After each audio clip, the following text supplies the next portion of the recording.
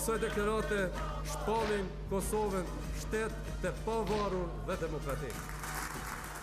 17 shkurt 2008, Kosova shpalli pavarësinë e saj duke u bërë një nga shtetet më të reja në botë, si dhe në rrugën drejt lirisë, kontribuan figura të ndryshme të cilët lënë gjurmë të pashlyeshme në historinë shqiptare. Pas nesh shndron fotografia Dr. Ibrahim Rugovës, presidentit të parë të Kosovës i cili kontribuoi në frontin diplomatik, duke i siguruar Kosovës mbështetje të aleatëve ndërkombëtar si SBA-ja dhe BE-ja.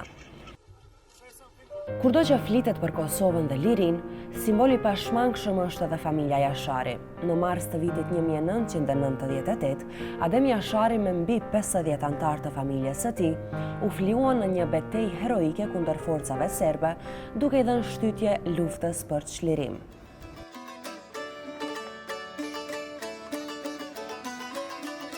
Ndonë se qytet palum, Prishtina karakterizohet nga shpirti i saj i gjallë, plot art, kultur, kafene dhe energji lirore, si dhe pikërisht këtu, në këtë qytet që ka parë protesta, luftë dhe rilindje, qëndron edhe statuja cila sot është simbolike Kosovës.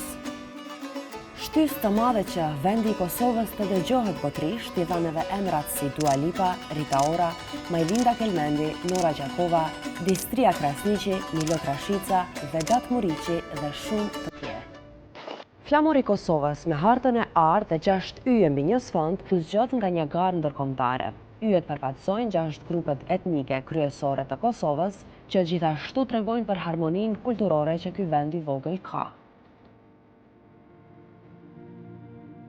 Xhamia e madhe dhe kisha katolike janë një rast unik dhe i vetmi në Ballkan, pasi që ndodhen në një obor dhe kështu dëshmojnë për tolerancën dhe bashkëjetesën fetare në Kosovë.